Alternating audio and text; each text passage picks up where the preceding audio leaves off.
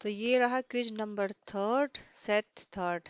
पहले दो का रिस्पांस काफ़ी अच्छा है, स्टूडेंट को ये काफ़ी हेल्प कर रहा है, जिसमें हम डिस्कस करते हैं कि कैसे आप पूरे चैप्टर को रिवाइज कर सकते हैं विद हेल्प ऑफ क्वेश्चंस।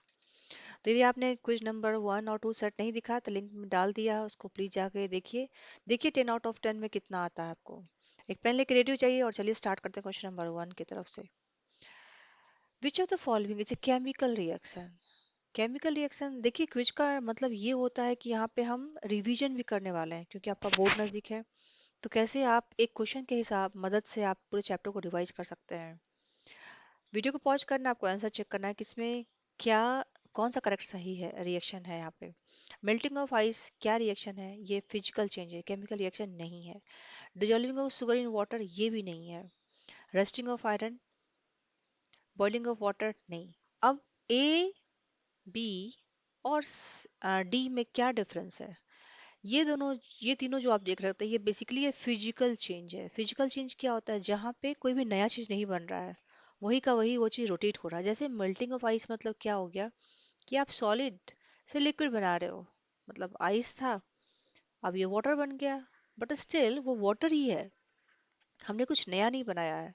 तो इस तरह का रिएक्शन जिसमें कुछ नया प्रोडक्ट नहीं बनता है उस रिएक्शन को बोलते हैं फिजिकल चेंज, फिजिकल रिएक्शन। जैसे कि बॉइलिंग ऑफ वाटर, आप वाटर को बॉईल कर रहे हैं तो क्या हो रहा है, ये जो लिक्विड है ये सेम वाटर गैसेस फेज में चला गया है, मतलब लिक्विड टू गैस, तो जिसमें फेज चेंज होता है, जिसके जैसे डिजोल्विंग, आप शुगर को डिजोल्व करें तो स्टिल वो शुगर ही है, कुछ नया नहीं बना है। तो option number C is a correct option, rusting of iron. क्योंकि जब आयरन रस्ट होता है तो आयरन जो है वो आयरन नहीं रह जाता है, वो बनाता है iron oxide. Alright, next question देखते हैं 2। विच is the correct balanced equation for reaction magnesium with oxygen? तो यहाँ पे हम कौन सा चैप्टर फॉलो रिवाइज कर रहे हैं? यहाँ हम रिवाइज कर रहे हैं how to balance the equation, क्योंकि एग्जाम में आपको दिया जाएगा कि चलो ये इक्वेशन इसको बैलेंस करते हैं। तो कैसे बैलेंस करते हैं? आपको पता है जब भी बैलेंस करते हैं तो रिएक्टेंट बनाता है प्रोडक्ट, और लेफ्ट हैंड साइड और राइट हैंड साइड में हम क्या काउंट करते हैं? Number of atom of element, वो बराबर होना चाहिए। तो देखते हैं फर्स्ट ऑप्शन पे Mg प्लस ओ Mgu। देखिए ये इक्वेशन जो है ये लग रहा है कि हाँ बैलेंस है, बट कभी भी आप ऑक्सीजन ओ नहीं होता है, ऑक्सीजन एटम कभी भी स्टेबल नहीं होता है। हमें पता है कि ऑक्सीजन जब भी होगा तो ऑक्सीजन के मॉलिक्यूल के फॉर्म में होगा। तो इसका मतलब हमें ये देखना है बी सी डी में कौन सा ऑप्शन करेक्ट है।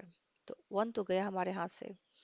अब 2 में देखते हैं कि यहाँ पे ऑक्सीजन 2 है लेकिन यहाँ पे 1 है, तो ये इक्वेशन बैलेंस नहीं है, क्योंकि हमें total number of atom count करना होता है एलिमेंट का, इस साइड और इस साइड भी, तो ये गया। सी में क्या है? Mg प्लस O2 2 MgO, दो मैग्नीशियम है यहाँ, दो मैग्नीशियम, ऑक्सीजन दो है, दो ऑक्सीजन एटम है यहाँ भी दो है। जब हम ये से लिखते हैं MgO मतलब ये जो है दो मल्टीप्लाई हो रहा है इसको भी और इसको भी, तो दो मैग्नीशियम एटम है, दो ऑक्सीजन एटम है, तो हमारा करेक्ट आंसर है सी। डी गलत है क्योंकि कभी भी Mg2 आप नहीं देखेंगे। आता है नेक्स्ट क्वेश्चन पे, थर्ड पे। तो थर्ड क्वेश्चन है which symbol is used to represent a gas evolve in chemical reaction? जब गैस इवॉल्व होता है तो हम कौन सा सिंबल डिनोट करते हैं? Option A, option B, option C, option D. तो हम कभी भी ये सिंबल डिनोट करते हैं, हाइड्रोजन गैस, और हम ऐसे दिखाते हैं इसको सिंबल में। Question number 4, which type of reaction is shown below? क्या है ये? Calcium oxide react with water, it form calcium hydroxide. अब देखिए यहाँ पे हम कुछ कुछ चीजों को याद कर सकते हैं। कैल्शियम हाइड्रोक्साइड को क्या बोलते हैं हम? लाइम वाटर बोलते हैं। इसको क्या बोलते हैं? इसको बोलते हैं क्विक लाइम, क्विक लाइम। तो जब भी आप पढ़ें तो सारी चीज जो पढ़ें ऑलरेडी इसको भी लिंक करने की कोशिश करें। तो ये रिएक्शन क्या है? डिकम्पोजिशन है? नहीं, डिकम्पोजिशन रिएक्शन क्या होता है? जिसमें कोई बड़ा मॉलिक्यूल ब्रेक होकर छोटा छोटा मॉलिक्यूल्स कंपाउंड बनाता है, एक बड़ा कंपाउंड छोटे छोटे बनाता है। कॉम्बिनेशन रिएक्शन क्या होता है? जस्ट उसका उल्टा, छोटा छोटा मिलकर बड़ा बनाएगा। डिस्प्लेसर रिएक्शन क्या होता है? जहाँ पे एक highly reactive element less reactive element को डिस्प्लेस करेगा। डबल डिस्प्लेसमेंट में क्या होता है?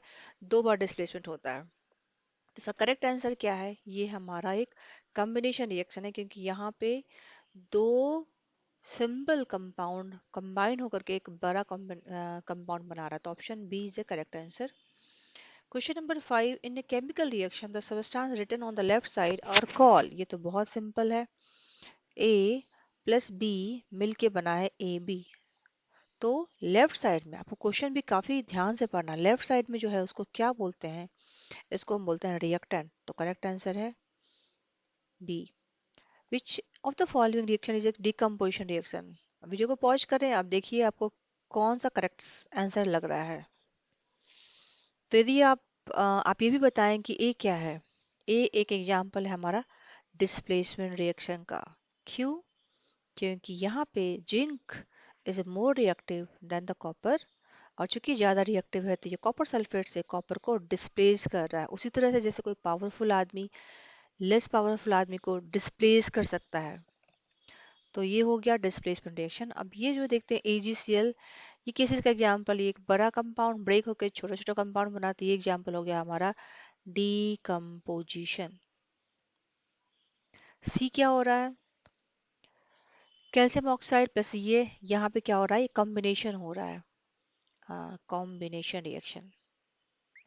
और इसको देखें तो ये क्या है, न्यूट्रलाइजेशन रिएक्शन है, क्योंकि ये क्या है, एल्कली है, एसिड से रिएक्ट कर रहा है तो बना रहा है सॉल्ट एंड वाटर। तो ये हो गया न्यूट्रलाइजेशन रिएक्शन। तो हर एक इक्वेशन को थोड़ा सा अंडरस्टैंडिंग करें, समझ में आ जाएगा। जैसा करेक्ट आंसर क्या हो जाएगा, decomposition, which is option number B. अब आते हैं question number 7। Which is the following example of oxidation. Oxidation is basically gain of oxygen. तो रिडक्शन क्या है, जस्ट उल्टा, रिडक्शन में क्या हो जाएगा, लॉस ऑफ ऑक्सीजन। तो oxidation is gain of oxygen, option number C. अच्छा ये बताएं हाइड्रोजन के टर्म्स में क्या होगा। हाइड्रोजन के टर्म में oxidation is loss of hydrogen. अब आते हैं नेक्स्ट क्वेश्चन नंबर 8 पे। Rusting of iron requires oxygen only, water only, oxygen and water. और करेक्ट आंसर सी है, क्योंकि आपको पता है जब भी आयरन ऑब्जेक्ट को हम रखते हैं मोस्ट इन्वायरमेंट में तो वो रस्ट हो जाता है। तो option number C is the correct answer. 9। Which reaction is use to describe corrosion. Corrosion क्या होता है, burning of coal, no. Formation of rust on iron, yes. Respiration नहीं, फोटोसिंथेसिस नहीं, क्योंकि ये तो बहुत सिंपल है। करोजन मतलब ही होता है कि उसका आयरन मटेरियल का रस्टिंग हो जाना, corroded. 10th question, which is the last question, which of the following is a balanced chemical equation. One में देखते हैं लेफ्ट हैंड साइड में, राइट हैंड साइड में कितने नंबर ऑफ एलिमेंट है। यहाँ पे एक है, यहाँ पे 3 है, तो ये तो गया काम से, क्योंकि यहाँ पे बिल्कुल भी बैलेंस नहीं है। वाटर भी देखते हैं, 2 हाइड्रोजन, 2 × H2। अच्छा H2 का मतलब क्या मैंने बताया, 2 हाइड्रोजन एटम, मतलब टोटल यहाँ पे 4 हाइड्रोजन एटम है इस साइड, यहाँ भी 4 है। ऑक्सीजन कितने हैं, 2 2, मतलब ये बैलेंस इक्वेशन है। चलिए सी को भी चेक कर लेते हैं। यहाँ पे एक Na है, एक Na है। O कितना है, एक O है, O एक O है। हाइड्रोजन कितना है, 3 है, तो मतलब ये बैलेंस नहीं है। कैल्शियम कार्बोनेट में कैल्शियम ऑक्साइड, और देखिए ऑक्सीजन यहाँ कितना ज्यादा है, तो ये भी बैलेंस नहीं है। कमेंट में ये बताएं कि आउट ऑफ 10 कितना स्कोर हुआ है। यदि आपको 10 आउट ऑफ 10 है तो इसका मतलब आपका ये चैप्टर अच्छा है। यदि आपका रेंज 10 से बिलो भी है तो भी आपको अच्छे से पढ़ना है। इसका मतलब कुछ तो एक चीज़ है जो आपको समझ में नहीं आ रहा है, विच चैप्टर पे कुछ डाउट है। और यदि डेफिनेटली आपका लेस देन 5 है तो आपको इस चैप्टर को एटलीस्ट 5 बार रिवाइज करना है, और ऐसे ऐसे क्वेश्चन एटलीस्ट 50 क्वेश्चन का आपको प्रैक्टिस करना है। Chemistry is all about no practising, यहाँ भी कुछ मेमोराइज नहीं करना है। कुछ कुछ छोटे छोटे टिप्स है जो आपको याद रखना है, चाहे न्यूट्रलाइजेशन में क्या होता है, डिकम्पोजिशन में क्या होता है। बाकी बहुत सारा जब आप पेपर प्रैक्टिस करेंगे तो अपने आप आपको कमांड इस पे आ जाएगा। यदि वीडियो को अच्छा लगा तो thanks for watching and finally subscribe my channel for such more video. Comment में लिखें कि yes you like the videos, मतलब आप ट्रस्ट करें दोस्तों, ये मुझे काफ़ी मोटिवेट करता है मुझे नेक्स्ट वीडियो बनाने के लिए, और मुझे सोचने के लिए कि मुझे नेक्स्ट क्या बनाना है। अभी तो फिलहाल मैं क्विज ही बनाने वाली हूँ क्योंकि एग्जाम है अभी, तो लोगों को काफ़ी मदद मिलता है क्विज से। Thanks for watching, thank you.